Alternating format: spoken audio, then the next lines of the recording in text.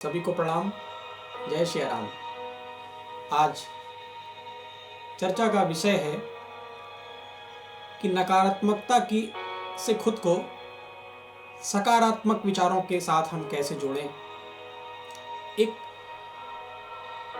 नकारात्मक स्थिति से हम खुद को सकारात्मक स्थिति में कैसे पहुंचाएं। कई स्नेही जनों के संदेश मिलते रहते हैं।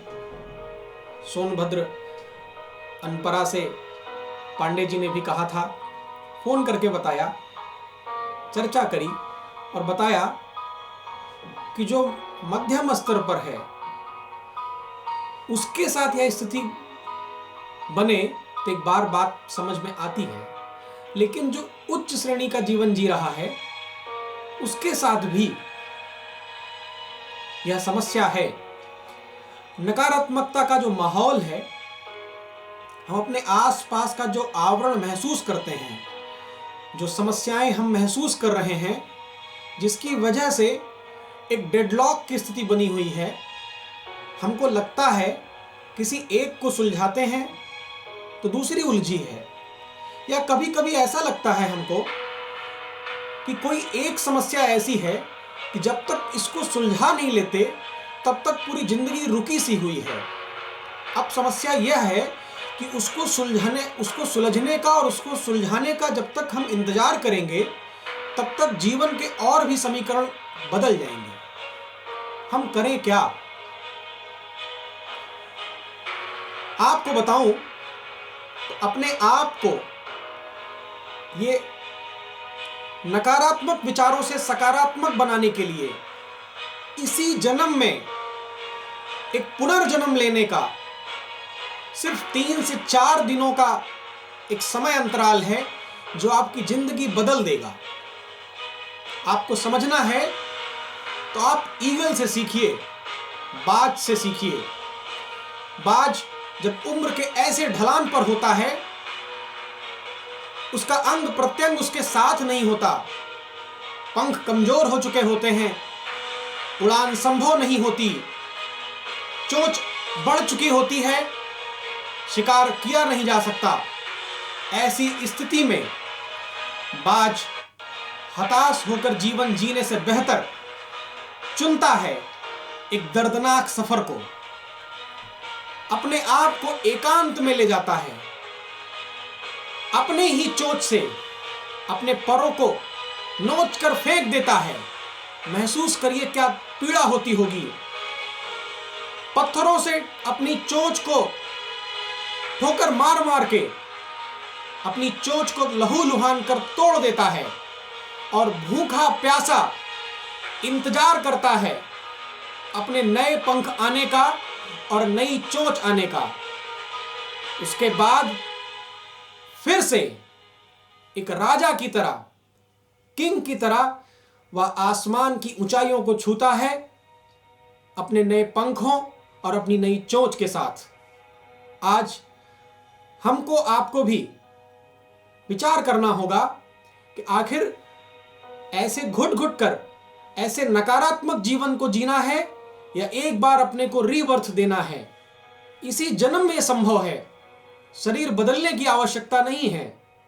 आपको बताऊं, कई लोग ऐसा आपको सजेस्ट करते हैं, राय देते हैं कि जब नकारात्मक विचार आए तो एकांत में मत बैठिए, सबके साथ बैठिए।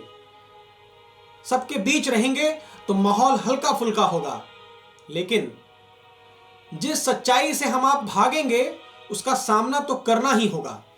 मैं आपको बताऊं, 3-4 दिनों के लिए अपने आप को समय दीजिएगा। कोशिश करिएगा कि आप अपने आप से मुलाकात कर सकें। कहीं एकांत में जाइए, कोशिश करिए फोन और संदेशों से थोड़ा दूर रहें। आपसे संपर्क ही ना हो सके, थोड़ा मुश्किल है ऐसा कर पाना, क्योंकि हमारे आसपास के जो लोग हैं वो 3 से 4 दिनों के लिए हमको अकेला छोड़ने के लिए तैयार नहीं होंगे। कोई अपना मनपसंद स्थान चुनिए जहां आपको सुकून होता हो। मैं तो सजेस्ट करूंगा, मेरी राय होगी, भारत में अगर हैं तो वैष्णो देवी की यात्रा कर लीजिए, वहां फोन अपने आप बंद रहेंगे। आप सुकून महसूस करेंगे और 3 से 4, 5, 7 दिनों की यात्रा बना सकते हैं। आप जाइए, अपने आप को एक पुनर्जन्म देने के लिए अपने मन को तैयार करिए। जब आप एकांत में पहुंचेंगे, उसके बाद का सफर शुरू होगा। मन को एकदम शांत छोड़ दीजिए, जो सोचता है सोचने दीजिए। अपने जीवन के हर घुटन पर अपने मन को जाने दीजिए। एक पेपर पेन अपने कमरे में रखिए और लिखिए। धीरे धीरे पूरी दिनचर्या जीते रहिए। खाना पीना, उठना बैठना, सोना जागना सब सुकून से चलाते रहिए। और जो जो समस्याएं आपके जीवन में आ रही हैं, उसको एक पेपर पर लिखते जाइए।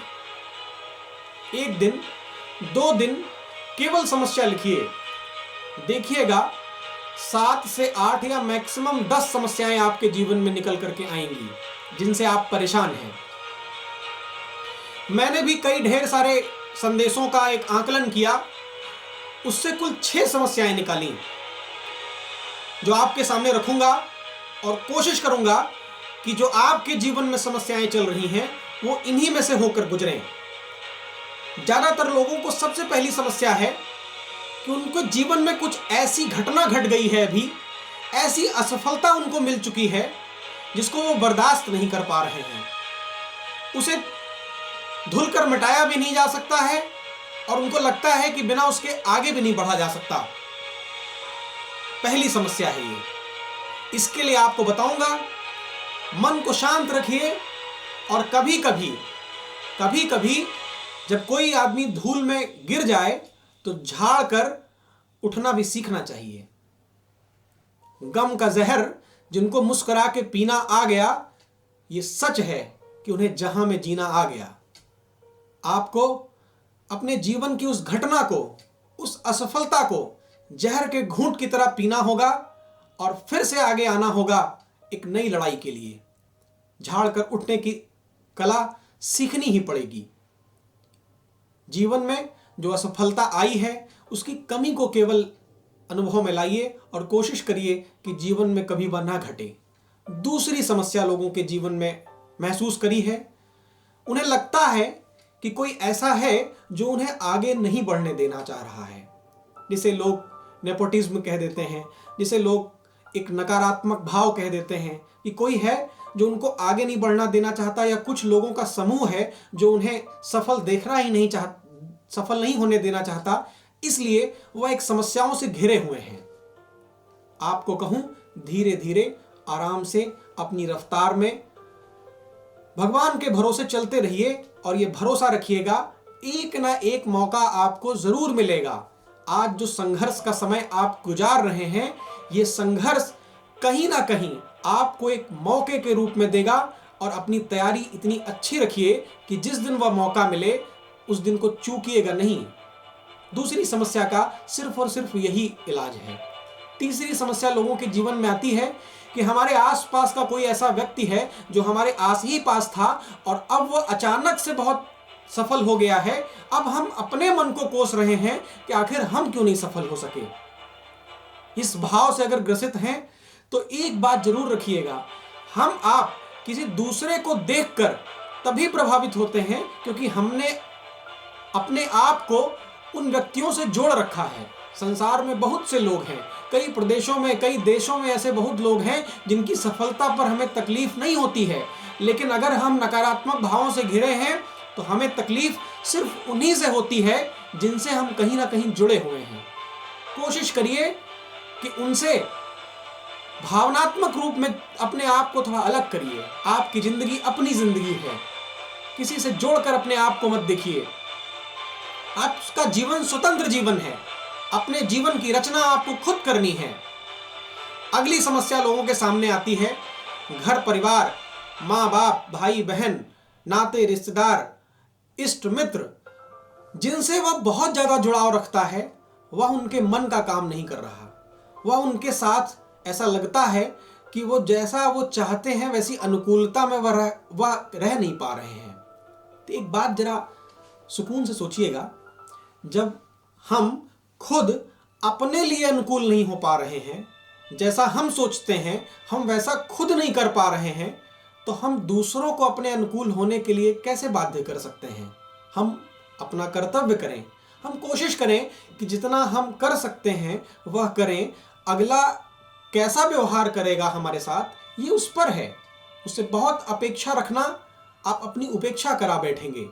इसलिए कोशिश करिए कि इन भावों में बिल्कुल ना पड़ें। अगली समस्या आती है लोगों के साथ कि उन्हें लगता है कोई उनके साथ नहीं है, कोई उनका साथ नहीं दे रहा, कोई उनको समझ नहीं पा रहा, वह अकेला महसूस कर रहे हैं। इस समस्या का प्राय सब में देखा जाता है। मैं बताऊं, इसका सिर्फ और सिर्फ एक विचार इस समस्या को दूर कर सकता है। वह विचार है कि ये बात जीवन में याद रखिएगा, सिर्फ 2 चीजें हैं जो कि आपका साथ देंगी, बस, बाकी कोई नहीं।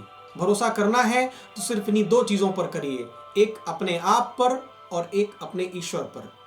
इसके अलावा आप सहयोग सबका करिए, साथ सबका दीजिए, लेकिन किसी से उम्मीद मत रखिए कि कोई आपका साथ देगा, आपके साथ खड़ा होगा। अगर साथ देगा कोई तो स्वयं आप अपना देंगे और आपका ईश्वर आपका साथ देगा। अगली समस्या लोगों के सामने आती है कि हम जितना सफल हो सकते थे उतना सफल हम हो नहीं पाए। जिस मंजिल को हम तय करना चाहते थे वह मंजिल हमें लग नहीं रहा है कि हम उस रास्ते पर चल रहे हैं। तो एक बात बताऊं, थोड़ा निष्पक्ष होकर बैठा करिए। इस संसार में जो कुछ भी आप करना चाहते हैं सिर्फ उसका प्रयास ही करना आपके हाथ में है, बाकी कुछ भी नहीं। आप बस इतना महसूस करिए कि जिस मंजिल को आप पाना चाहते हैं क्या उसका प्रयास आपने पूरे मन से किया है। अगर नहीं किया तो कोशिश करेंगे, हम सफल हो ही जाएं इसकी गारंटी लेकर नहीं चल सकते हम आप। इसलिए कोशिश करिए कि इन भावनाओं से खुद को बाहर निकालिए और एक जीवन का नियम बना लीजिए कि भगवान ने एक उम्र दी है 20 साल से 60 साल के बीच में, 40 साल का यह आयु है जिसमें आपको अपना जीवन बनाना है। यह जीवन 40 साल आपको जीना है, पूरा प्रयास करना है और जीवन के हर पल तक संघर्ष ही करना है, यह भी मानकर चलिए। क्यों? क्योंकि एक आपको नियम बता दूं, जिस पल आप किसी भी चीज में आनंद का अनुभव करेंगे, यह आपका मन है, ये मन आपकी आत्मा से संबंधित है। आत्मा परमात्मा से जुड़ करके आई है, परमात्मा परमानंद था, तो इसीलिए आत्मा आनंद ही ढूंढ रही है, सुख ही ढूंढ रही है। ये मन आपको सुख की तरफ ही ले जाएगा, किसी को धन में, किसी को जमीन में, किसी को शारीरिक सुख में, किसी को दूसरों को परेशान करने में। अलग अलग तरह के सुख लोग महसूस करते हैं।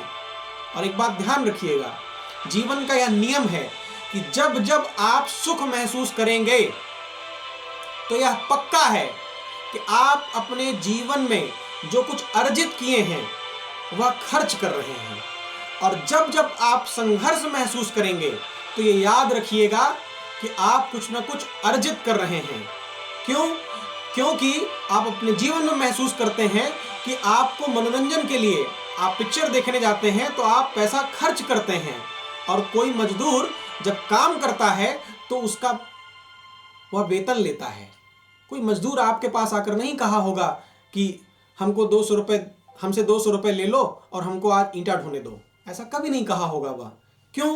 क्योंकि मेहनत करेंगे, संघर्ष करेंगे तो कुछ अर्जित होगा, और जब आनंद महसूस करेंगे तो आप कुछ ना कुछ खर्च कर रहे हैं। और आनंद में भी कुछ अर्जित कब करेंगे? जब आप आध्यात्म का आनंद महसूस करेंगे। सिर्फ इसी अवस्था में आप महसूस कर रहे होंगे कि हम कुछ अर्जित कर रहे हैं। तो क्या क्या जीवन की समस्याएं हैं, इसका हल आपको इन रास्तों से मिलेगा अगर आप गंभीरता से विचार करेंगे। अब क्या क्या अर्जित करना है, इन 3-4 दिनों का जो आपने सफर अपना बनाया है उसमें भी आप एक बना लीजिए कि हमको घर चाहिए, गाड़ी चाहिए, हमको ये सुख सुविधाएं चाहिए। साल में अपना एक, जिसे कहते हैं, कैलेंडर बना लीजिए, हमको ये चाहिए, उसके हिसाब से अपनी दिनचर्या बना लीजिए। जो जो चीज़ें आप चाहते हैं वो चीज़ें आप पाने के लिए प्रतिदिन नियमित रूप से कार्य भी करेंगे तभी संभव है। मन को सुकून करके धीरे धीरे जो मंजिलें आप तय करना चाहते हैं उसकी ओर निकल पड़िए और एक अपनी दिनचर्या बना लीजिए कि प्रतिदिन घंटे 2 घंटे हमको इन इन विषयों पर देना है। आपको आराम भी चाहिए, हफ्ते का कोई एक दिन जरूर रख लीजिए जिस दिन कुछ मत करिए, सुकून से बैठिए, जो चल रहा है चलने दीजिए, विचार जो आ रहे हैं आने दीजिए, फिर अगले दिनों से लगिए अपनी मंजिलों को पाने की ओर। एक चीज मेरी तरफ से अपने जीवन में रख लीजिए, सुबह उठिए, शाम को सोते वक्त जब भी आपको जितनी फुर्सत मिले सुबह उठिए, सबसे पहले फोन और बाकी चीजों को दूर रख के कोशिश करिए आधे घंटे 15 मिनट, नहीं अलग से बैठ सकते तो दैनिक कर्म निपटाते रहिए, उसी के साथ बस हल्का हल्का जय सिया राम जय सिया राम जय सिया राम जय सिया राम कहते रहिए। मैं आपको अपनी तरफ से एक भरोसा दे दूं, महीने 2 महीने बाद आप यह महसूस करेंगे कि आपका मन और बुद्धि दोनों थोड़े थोड़े शुद्ध होने लगे हैं। अब अच्छे अच्छे विचार आते हैं, अच्छी चीजों की तरफ हम आगे बढ़ रहे हैं। ये एक अनुभव है, कईयों के ऊपर इसका प्रयोग करके देखा गया है, जीवन बदल देता है। राम राम कहते रहो, धरे रहो मन धीर, कारज सभी संवारेंगे, कृपा सिंधु रघुवीर। यह नियम है, जो कहा गया उसको जरा सुकून से बैठकर उस पर जरा अपना मन, अपनी परिस्थिति, अपना विवेक लगाएंगे तो आपको महसूस होगा कि यह छोटा सा प्रयास आपके जीवन को बदल देगा। आपके संदेश मुझे जोड़कर रखते हैं आपकी समस्याओं से। उन समस्याओं को मैं महसूस करके कोशिश करता हूं कि आपके लिए आध्यात्मिक रूप से, वैज्ञानिक रूप से, सामाजिक रूप से कोई निष्कर्ष दे सकूं। आपसे इसी जुड़ाव के साथ जय श्री राम।